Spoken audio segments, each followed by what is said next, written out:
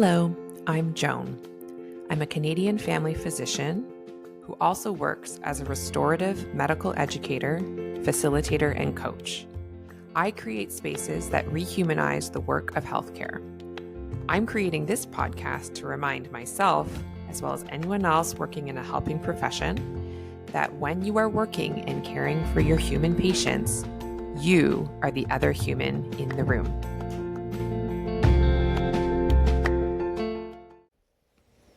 Hello there, healthcare humans. Thank you so much for coming back for another episode of The Other Human in the Room. I feel delighted and excited to have this particular healthcare human on the podcast. Someone I didn't really know very well at all before this past year, and now I'm happy to be getting to know better. And Dale, you're one of these people where I'm just so happy to know that you exist in medicine too, because it reminds me that there's all sorts of magical people in this healthcare thing, not all just people who are buying into the dehumanized form of medicine. I feel like we can really resonate about more human forms of medicine. So I'm glad to have you here. Would you like to introduce yourself for the listeners? Sure. Joan, thanks a lot for inviting me to have a chat with you today. This is going to be fun. So my name is Dale Guenter, and I live in Hamilton, Ontario. I am a family physician.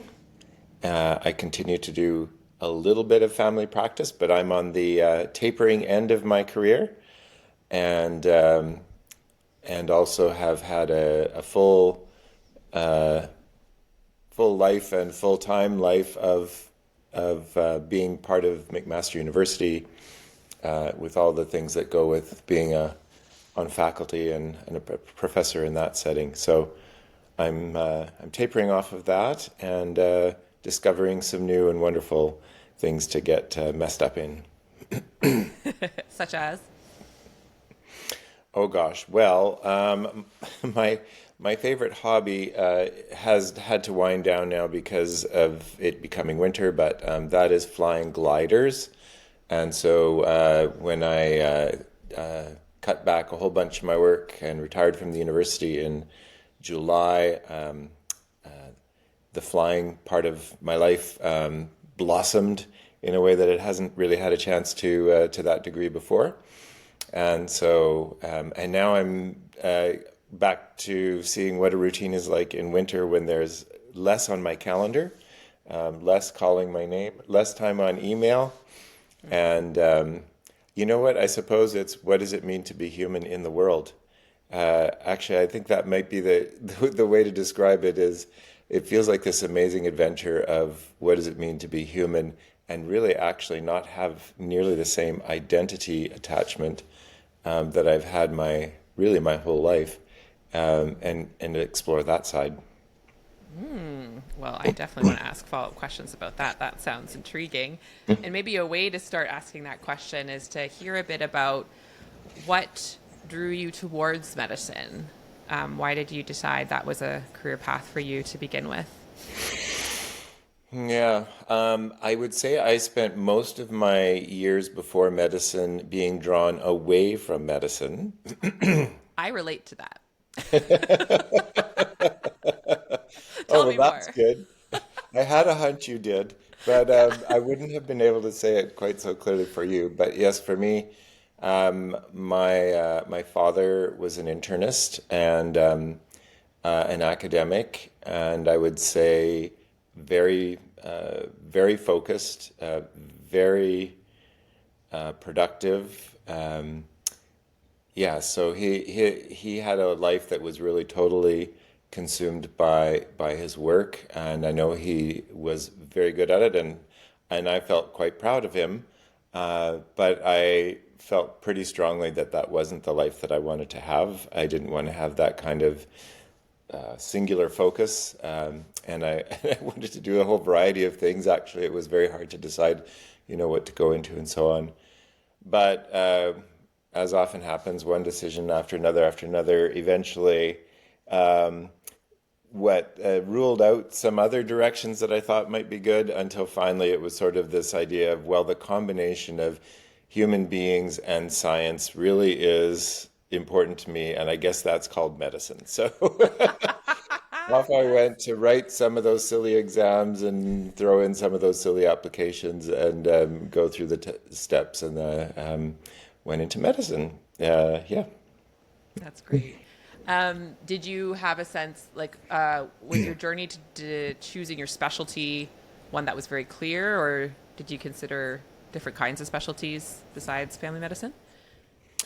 I definitely was not clear. In fact, I would say I had heard a lot of narrative in the household that was sort of like family doctors and emergency doctors are terrible people, and they they just are not what they need to be. Internists are everything.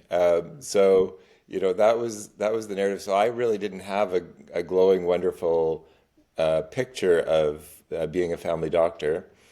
Uh, but I think once I went through, in the day we had the option to do a 1 year rotating internship. So I did that after med school. I really wanted to do that get out and get exploring thing.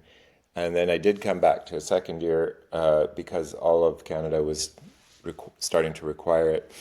But my second year, I ended up doing in internal medicine mainly because I felt like I had already been practicing family medicine in a sense. And then I grandfathered into the CCFP exams and things. And so finally came out a true family doctor. And I think, by that time, really felt like I had explored the possibilities and I was quite committed to this way of practicing. And I'm aware, at least a bit. So, have you always had like an outpatient practice that is your practice, or I know you've also done some other things like I think shelter health, right, or like some other bits and pieces. Like, what's your career look like? And Yeah, my first 10 years were pretty varied. I had initially done remote northern medicine. I was in Churchill, Manitoba, and Iqaluit, Baffin Island, and a total of about 2 years in that. I then had about 6 years in a new community health center in Calgary, and that was a pretty dedicated sort of family practice setting. Did a bit of hospitalist in parallel, but mostly it was that place. And then when I moved to Hamilton, I was fully immersed in full on full time practice, and have had a practice ever since. That was in '99. I have, the Shelter Health work, or Shelter Health Network, which a group of us formed in 2008, is definitely less a continuity practice, but it's not exclusively episodic. It's the people that come there. Many decide that is going to be their continuity place, but it's not the same as having 1,000 patients on your roster and knowing that you're it for them 24/7. And so I know, like, we first connected really after you listened to some of the podcasts because of a mutual colleague suggesting, and that you had resonated with the ideas that some of the ways that we are trained or are taught to treat each other, treat ourselves, aren't fully human centered. I'm curious, as you like reflect back, like whether through training and in practice, did you notice certain inhuman stories that were common for you, ones that ended up grading against and having to be released at some point? Yeah, there definitely were. So I think there was certainly some, I guess we could call them inhuman stories about how much time should be spent both preparing for and working in this line of work. Mm. I think there were some stories that were about availability to others, especially to patients, but not necessarily only patients, and sort of the degree of I guess it's sort of a morality, how it is a moral thing to be imminently available. Yeah. I think there was something about being able to carry very heavy stories and lives along in a day and have them start to layer in on top of each other, but just keep going and leave this one, knock on the next door, walk in and layer in another one, and the next door, layer in another one. So, yeah, and there was certainly something about not making mistakes, that mistakes should not be made. So those are some of them that come to mind right off. Yeah, those are some good heavy hitters. How and maybe each of those would have had their own individual story arc, if you will. But I'm curious, like, did you have, say, sort of a one or maybe multiple points of, say, burnout with these stories, or like moments that made you recognize that you might have to release some of those stories to stay in medicine, whether it looked like burnout or something else, you know? Yeah, I think when I started working at McMaster, part of the decision to do that was that it felt like I would be sharing the load a little bit more, would be part of a larger team, a larger group of people who were sort of looking out for each other, supporting each other. I felt like I had been, more isolated for the most part in the community health center that I've been working in. So there was definitely a point there of saying I need to have a little bit more room to breathe, and maybe a bit more room to share a bit of what I'm going through from day to day. And it did a lot of that, actually. It was wonderful to be in what we called a team room, during a clinic day, and come out from seeing a patient, and two or three colleagues and maybe two or three learners are sitting in the same room, uh, and there might be something I really felt like I had to unload from what just happened, and people were very generous with their ears and willing to listen and maybe offer an idea or two that might help me make a little bit more sense of it. So there, that sort of that sort of support circle, I suppose, became quite important. There then got to be a new kind of narrative in academic medicine, which was, oh, well, guess what? Not only do you need to see patients and have learners, but there are probably some committees and some research projects and some Mm-hmm. ways of being productive, which I chose. It was my choice. It was no one else told me I had to do that, but that narrative was really hard to sort through. Sort of, well, how much do I have to do, and how far do I have to go, and how much can I handle? So I think in the early years in academia, on the one hand, the clinical work felt like it was really becoming a bit more manageable. The other stuff that was added in took me a while to figure out.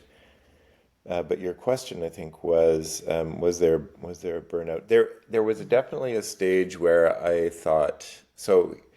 So the for me, what felt like a big turning point was starting to realize I had done enough clinical medicine that I was beginning to realize most people who were coming in to see me were giving their suffering a name, and it's the name they thought, it's a name they understood and they thought I would understand. So it would be like, it hurts, I Mm, have pain, or I'm depressed, or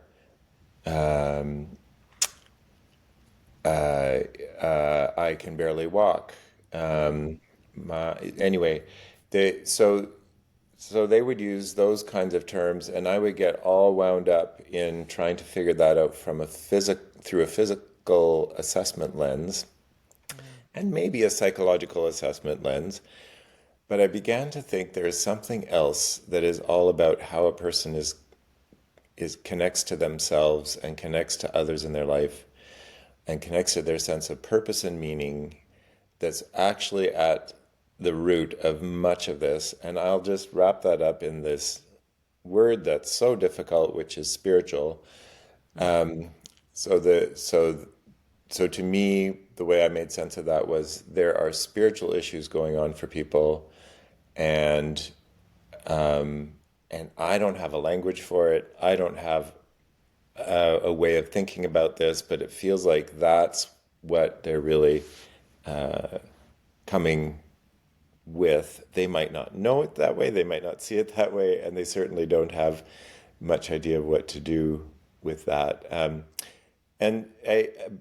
I think what it started was an adventure in figuring out how to have compassion Mm. when people are coming with these things, but not feel like I had to fix or solve or even diagnose necessarily.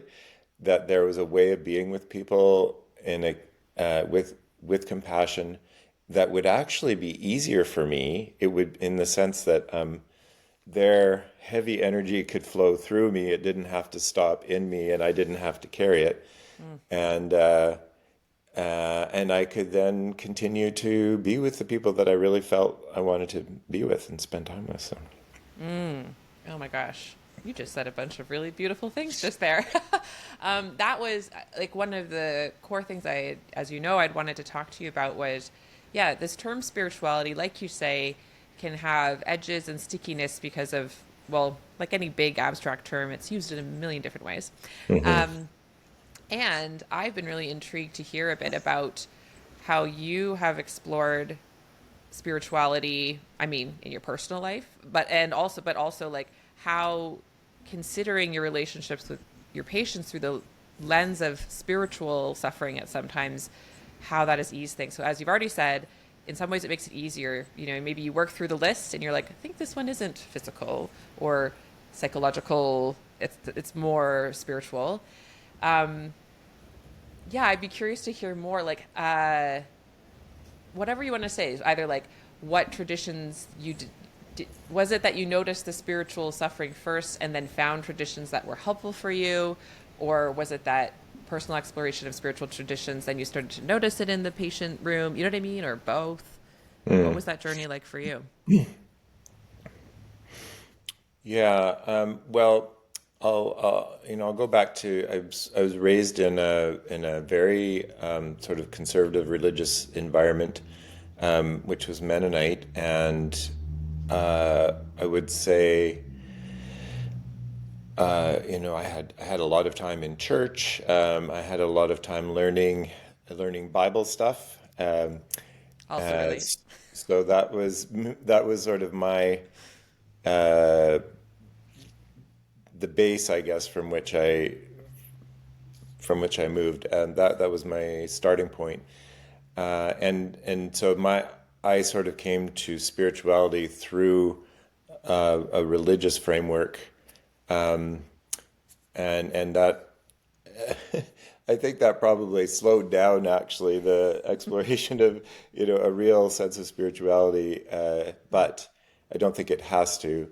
But for me, there was then a sort of leaving that behind and having nothing else that really filled its place, and so there were a few years in there where it was just sort of so I don't have a framework, I don't have a language, I don't have a structure. Mm. So then what is what else is there in under the umbrella of spirituality that you could access without saying without diving back into sort of a religious framework. And so I really began to explore what it would mean to to learn about that.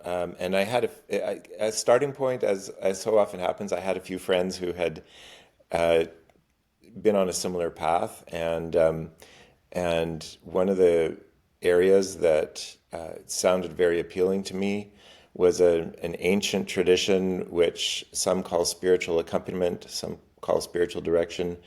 Really, pretty much every major religion has its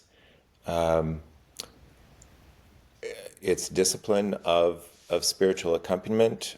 And if you think the word spiritual is hard to define, the word spiritual accompaniment is really hard to define. But one of the ones that I like the most is that it's like midwifery, and that it is giving birth, helping a person give birth to their own story. Ah, And so it's ways of another really great description, I think, is helping a person to have an important conversation with themselves. And the third one I'll offer is that it is a way for a person to find the path to their own heart. So, it is in the setting that I ended up exploring some training. I did some specific training with a group that does spiritual accompaniment. It was very not religiously based. It's religiously open because religion has a place in spirituality, but it's not. There are many who do this program without a religious background and with no intention to develop a religious background. And so a lot of it became about my own personal practices. What I do to be able to breathe, what I do to be able to hear not only my intellect, but also my heart and my gut, what I do to be able to trust my body. And this is one of the pieces when I first listened to your podcasts that I thought, oh my goodness, she's claiming the body for for this work. This is awesome. yes. My body matters too when I'm in the room with a patient. My body has something to tell me. And I was floored by what that opened up for me who resides so much in the head, and to begin to say, well, there are three centers to knowing head, heart, and gut, and these are all things that I can develop and strengthen and call upon for my wisdom. I would love to hear, like, whether you have specific examples or just generally, in particular, the distinction between heart and gut. I would love to hear how that shows up for you, even now, as you say, you're practicing medicine, though tapering out, and certainly when you were in the midst of practicing medicine more fully. How would you notice the head, the heart, the gut coming up in connection with patients? And, I would imagine at times they would be in conflict, or, like how did that conversation go with all of those centers of knowing? Yeah, well, the head part is, to me, is the part that wants to understand things, have information. The head wants to have information, Yeah. and the head wants to fix. So I think when I notice that I'm getting in, and that's often, I think, to me, that's often the most exhausting. It's because there's another narrative in there, which is that, and I think I listed that as one of them, but the narrative, the non-human narrative, which is, I am here to fix you. Yes. Oh, very much. And Yeah. if I don't fix you, I have probably failed. You know, it's Ugh, so so relatable. Yes. there's so much to that, and so that was mostly my mode prior to exploring these other channels. But I think when I'm aware of my body, uh, I I I am. It's giving me information about the effect this person is having on me, the effect their story is having on me, Mm, and I can start to say, I wonder what they're evoking in me. What is going on with that, and how can I? So how can I hold that? How can I hold it differently? How can I not? How can I get rid of this knot that's here right now? How can I mm, welcome whatever is coming my way and let it continue to move instead of get stuck in me? So there's that about the body, and uh, and I actually think that if I'm doing my own body work while sitting with someone, they become aware of it. I don't mean, oh, they see me do a funny movement or anything like that, but I think they become aware of the way energy is moving and the way I'm settled, and I think it has an impact just without me even speaking anything. I think it has an impact on somebody and their comfort with being there, their comfort in saying what they want to be able to say, that kind of thing. So,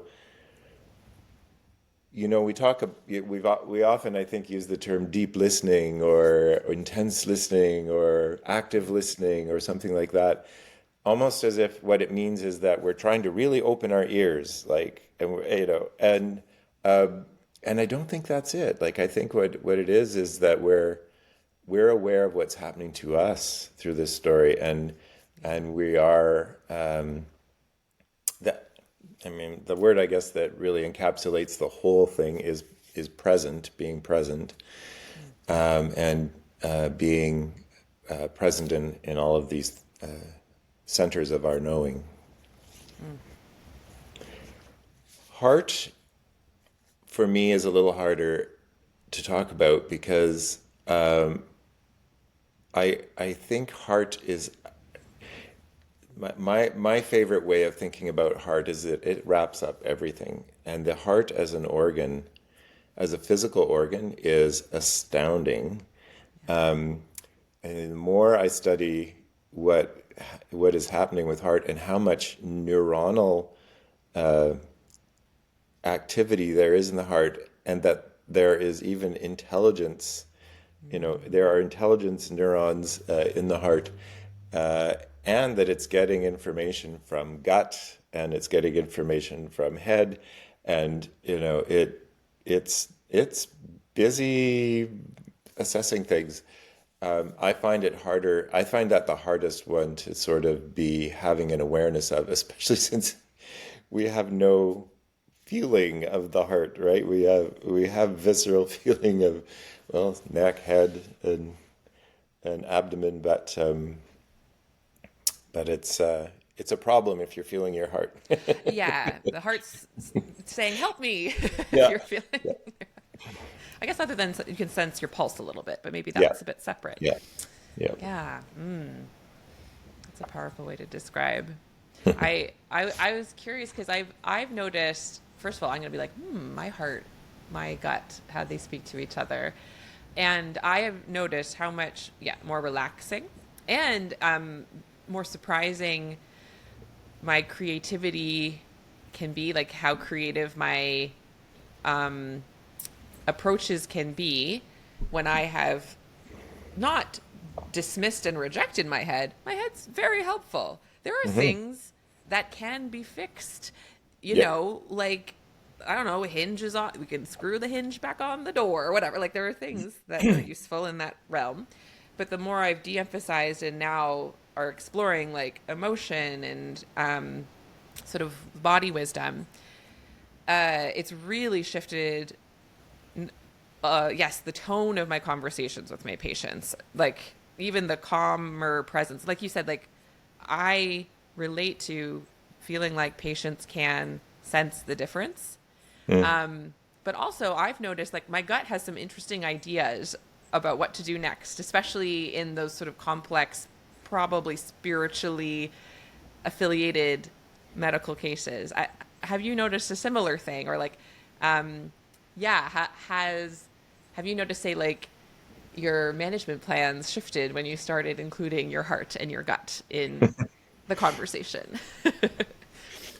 Yes, definitely. I feel like I'm a much less interesting teacher now because I don't go through lists and algorithms Yeah. very much now. I had to learn them at one point, and I think you are right on.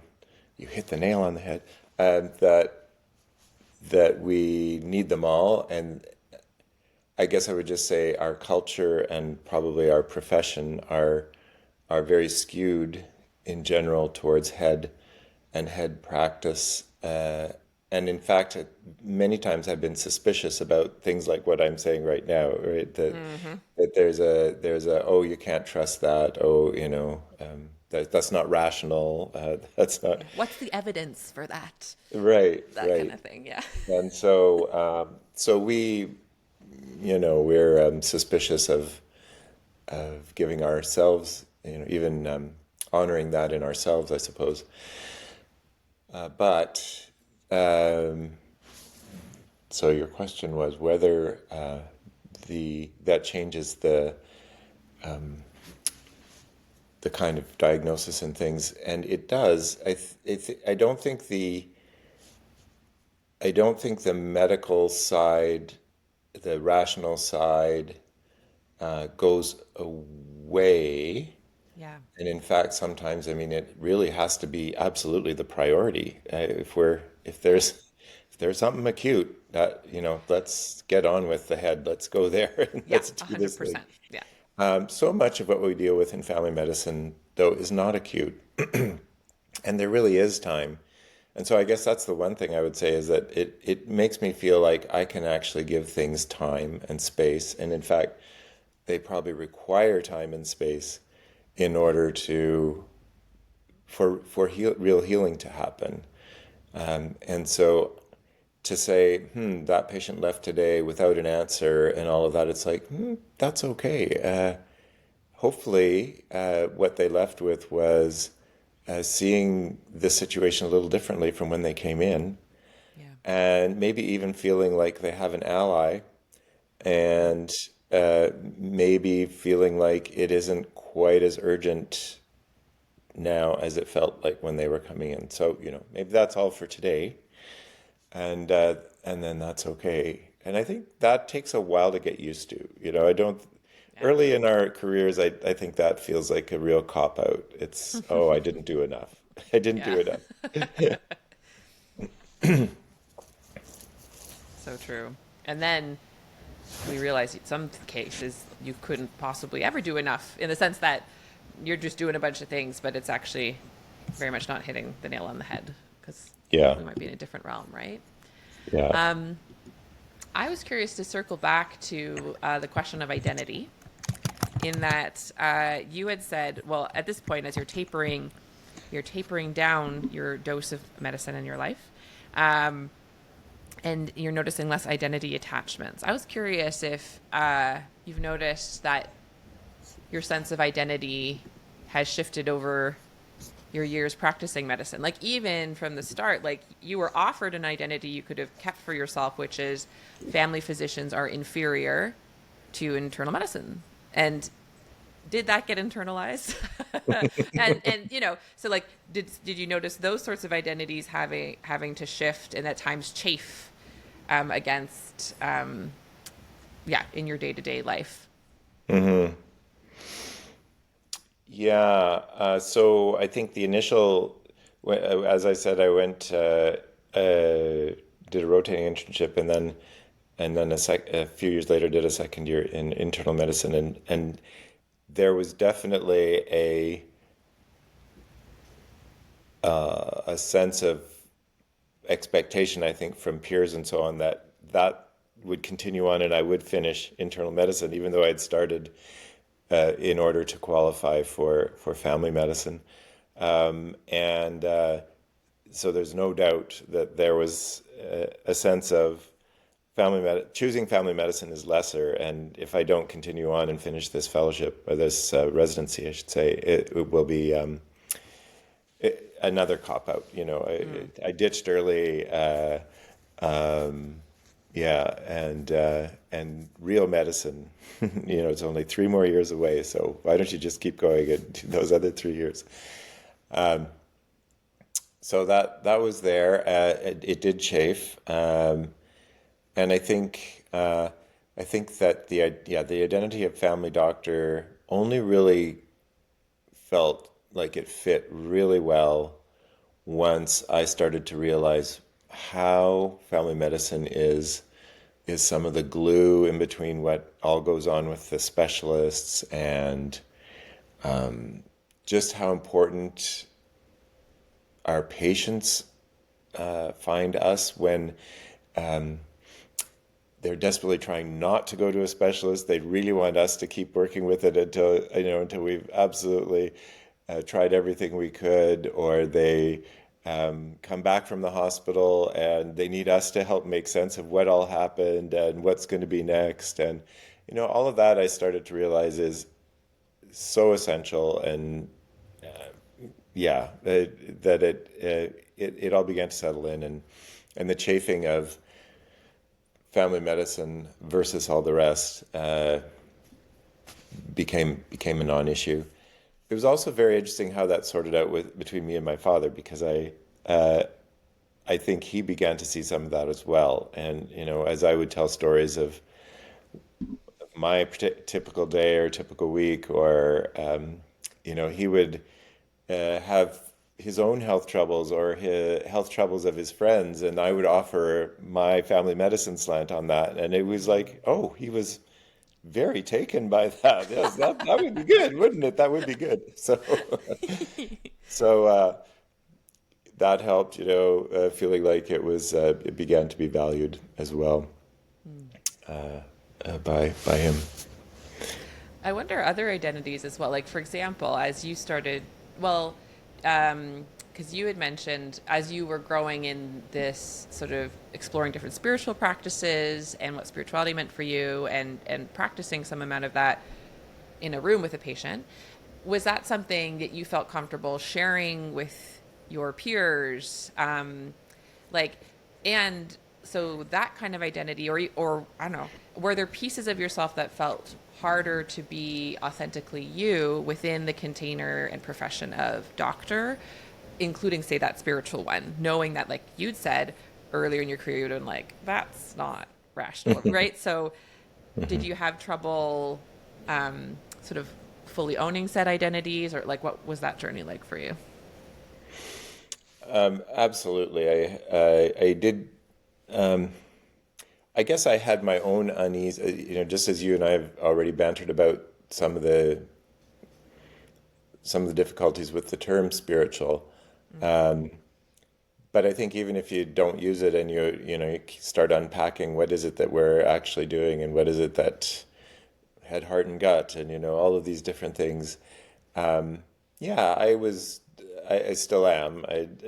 Not at ease with I guess declaring that. Maybe I even still haven't found quite the words that I want to be using, although it's getting better and better over time. I think it's easier. But well, in a couple ways, I think I'm evolving and more able to find the words that I want and that I think will work with my peers. But I also think the world is changing a bit. I think the language is out there so much more than it was even 20 years ago, and it's everywhere. It's on our television shows, and it's on the radio, and it's on the morning show, and everybody's breathing, and they're having timeouts, and they're doing. It's like, oh gosh, it's so cool. It's mainstream.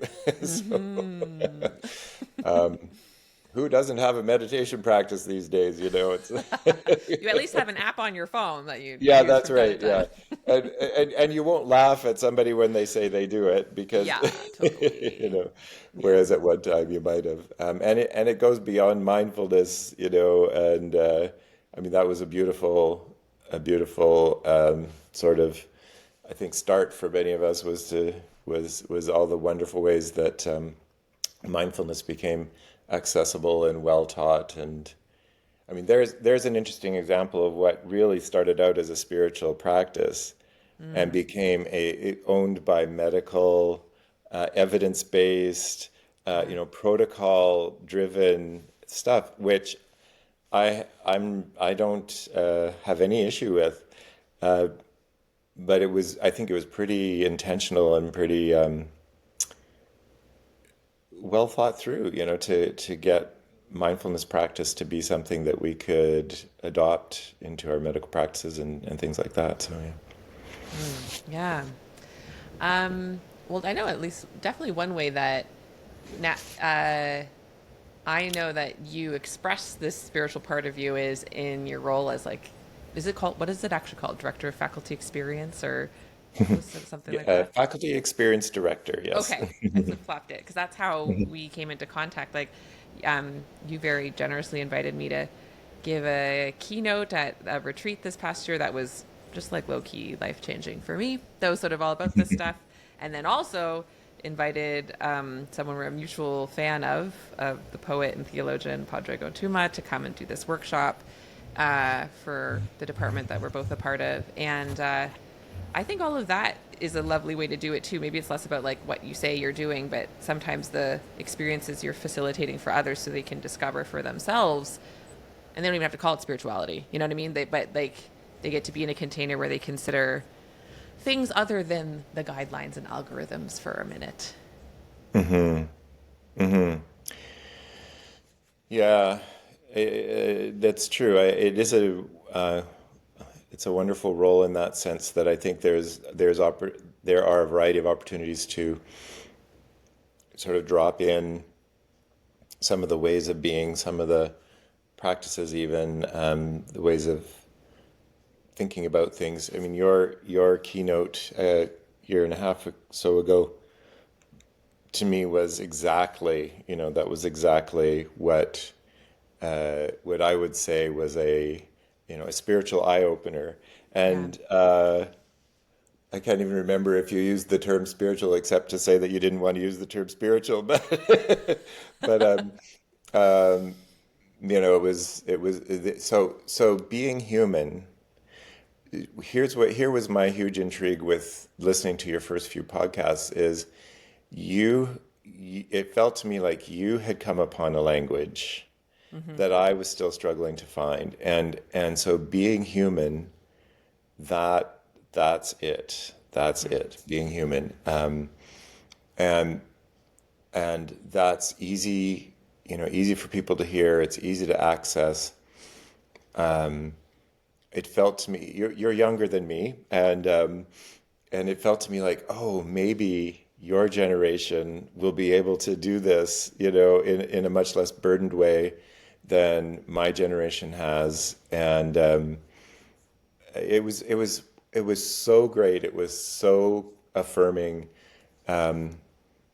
and it made me want to learn as much as I could from you because I I thought, yeah, I'd like to adopt some of that dictionary and that way of thinking of things. So yeah. Well, I also look forward to future opportunities to learn from you and with you. Like I know you do these like silent, sometimes you host these silent retreats, contemplative retreats and things. They sound really incredible and yeah, I just always like one way I say it is like, oh my gosh, there's so many. I think actually every human is magic for sure. And there's some that through trials and tribulations and luck or whatever, their magic has come closer to the surface. And I Mm. would say that you are definitely one of those people and that you're open to speaking about things that are not like the normative, what's the budget, what's the algorithm, what's the whatever, And so I just so appreciate, the fact that our paths have crossed and we've been able to do such wonderful things together already, and that you've had this time to give to us. I'm mindful of the time. I think I have an alarm that's going to go off in a little bit, so I'm going to turn it off because instead my brain set an alarm. I was wondering, just thinking about the folks who are listening to this podcast, and they may be earlier on in their journey, especially maybe someone who's feeling some of that sort of overwhelm of thinking they have to be a fixer, thinking they have to be everything for their patients, or they're at the stage where they're feeling just quite disillusioned about medicine. I hear a lot, I'm sure you do, from colleagues of like, it's not how it used to be. Everything's terrible. Everything is falling apart. Like, everyone's sort of maybe making an exit plan of spirit or of body. What words of encouragement or wisdom or validation or whatever would you want to share with those listening who are struggling with the inhuman aspects of our profession? Well, yeah. What would I distill out? For me, one of the biggest lessons that I have spent probably a couple of decades trying to master, or trying to improve at least, is figuring out what is my responsibility and what is not. And I think I began to realize early on that so much of the dehumanizing experience I was having was actually stuff that was my responsibility. I was either overpacking my calendar, or I was taking to heart some offhanded comment that came from a colleague, and taking it far too seriously, or externalizing the cause of my unrest to the system or other people, when it felt like it really felt like I had a choice in probably all of this. I have a choice. And that's another piece that I think you have described quite well in some of your earlier podcasts. Yeah, so I think recognizing that we have agency, and always, always, always being alert to what is mine and what I might be able to choose somewhat differently in order to be more human. In order to be more human, it really comes to that. And so I said I retired from the university in July, but I have had many retirements over the last 30 years, and all kinds of little pieces of things that, well, I did that. It needs to end now. It needs to end. And sometimes, most of the time, that was to do with work things, I think, but sometimes it was to do with things in personal life as well. And so I think a whole series of mini retirements is not a bad idea, and it doesn't mean that you might not fill it with anything else. So hopefully sometimes you don't, but sometimes you do, and it's something that makes a lot more sense, or it's the right thing for now. That was the right thing then, or you thought that was the right thing then, and now it's not anymore. So, and I think actually we have quite a bit of flexibility in our profession. There's a lot of professions that would have a lot less flexibility to do that than we do. Just imagine how many choices you can make for yourself as a teacher. I think that would be one that would be, probably one of the hardest in that sense. So each time there's probably something that we're going to grieve as well. And if our anticipated grief is what's holding us back, that's not a good reason to be held back. Oh. That means you love something about it, and you can continue to love that later, even when you're not in it. Yes. In fact, don't wait till you stop loving it, which could happen if Right. you hold on too long, right? Yes, which was part of the reason for my choosing when it was time to sort of do that mostly retirement in July. So yeah, so that would be one. I think I think maybe one other is just to to develop your own awareness of what gives you your own most humanity, and make sure that you're not crowding that out, or you're able to do that. So whatever what that is. There was a point where I actually had to have a big talk with myself about flying gliders, because it felt like the stupidest thing to be doing, in the sense that it was super fun. It did nothing for anyone. There were no volunteer points. There was nothing to make the world a better place by me going all by myself in this thing with wings and bouncing around in the clouds. Oh, it sounds And so essential because it's not essential other than that you're that's right. doing it. I think that makes it the most essential. Oh, it sounds Yeah, so wonderful. there was a point where the permission there, I really had to work on the permission, and then I've really never turned back, and I've just said, you know what? I think I am a better person in the rest of my life when I have had some time to do this, and actually there are some really great interactions that happen out there too. Like, Yeah. there are young kids and old guys that are all out there excited about this sport, and my goodness, maybe I can have some impact there. So um, anyway, yeah, finding whatever that is, and if it's very structured or very unstructured or whatever it just is. Do you like Wicked? Have you seen the movie, or do you know the stage I show? have not yet, no, but But have you're to. aware of the content. I mean, Mhm. I would just feel like I'd be constantly singing "Defying Gravity" up in the air. Just like I'm flying, it's happening. Yeah, exactly. Oh, that's so cool. Well, thank you so much for sharing just the surface of your story and your wisdom. I feel like so many little nuggets that I took from our conversation, including that the three centers of knowing. I'm sure I've heard that phrase before, but I like being reminded again of, yes, like each have their own center of knowledge, and what's it like to weave between them. So thank you for that and everything else you shared. Um, do you have like a public presence, like website and stuff, or not really? Do you want people to Oh, contact you? It's maybe fine if they that's the don't. that's the third thing. Oh, yes. Okay. Zero social. No social. That is wisdom. So don't try and find Dale. He's not available. At Don't this follow point, him. I just think I feel I'm way too special as a zero social person that I could never change it. But Yes. but I do feel like I don't really know how to fit it into my life at this point. So It's fair. It is. I think it's net not super positive for sure. All right. Well, thank you so much, and for everyone listening. Yeah, I hope you were able to just absorb even just a little bit of like the goodness that Dale just offered all of us, and consider what your one thing is that's of use to no one but yourself. That's one of my favorite things to invite people to consider.